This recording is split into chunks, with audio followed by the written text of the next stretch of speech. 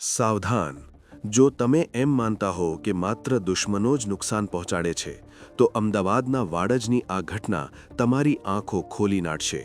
જ્યાં એક સગાએ જ બીજા સગાને બરબાદ કરવા માટે રચ્યું ડ્રગ્સનું ખતરનાક કાવતરું. મોડસ ઓપરેન્ડી જાણીને તમે ચોંકી જશો.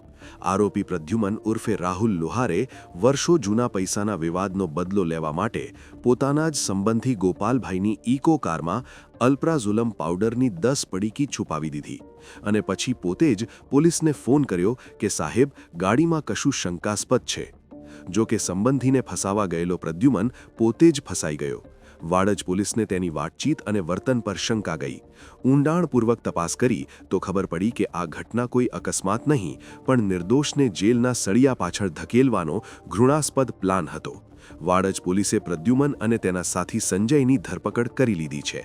આ કિસ્સો લાલ બત્તી સમાન છે કે અંગત અદાવતમાં માણસ કઈ હદ સુધી જઈ શકે છે.